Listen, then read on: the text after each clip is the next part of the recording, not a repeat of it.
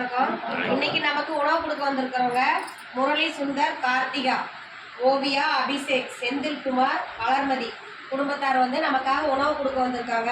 நமது பாச அறக்கட்டளை பாசமோதி இல்லம் சார்பாக உணவு கொடுக்குற அந்த குடும்பத்துக்கு இறைவன்கிட்ட ஒரு பிரார்த்தனை வச்சுக்கலாம்.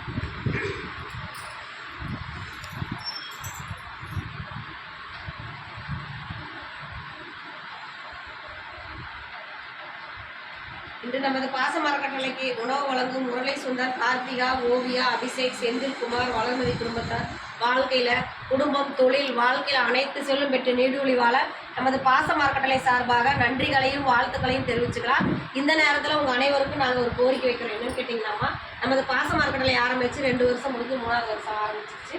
இப்போ நிறைய பெரியவங்க கேட்கறதுனால இங்கே இட வசதி பத்தலை. நம்ம கவர்மெண்ட்டில் அனைத்து விதமான அனுமதி வாங்கியிருக்கோம். இப்போ சொந்தமாக இடம் வாங்கி கட்டடம் அமைக்கலாம்னு இருக்கிறோம்.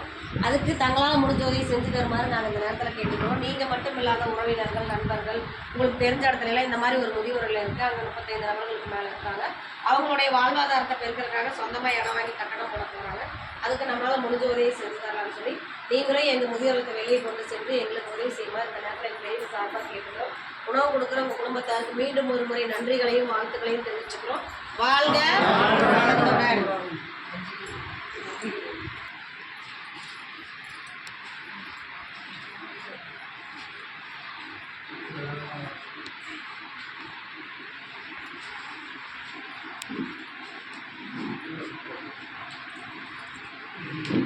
இந்த பையன் ஃபோன் பார்க்கக்கூடாதே, படிக்கணும் அப்படின்னு சொல்லுவோம்.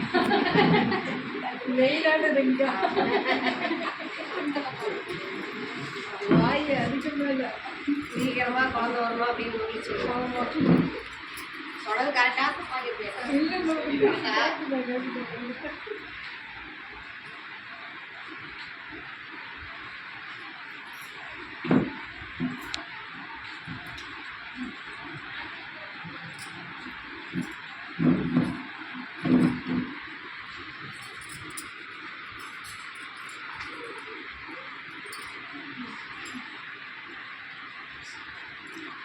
சாப்பிடலாமா? சரி, 4 இட்லி. ஆமாம், மல்லிப்பூமா இருக்கணும்.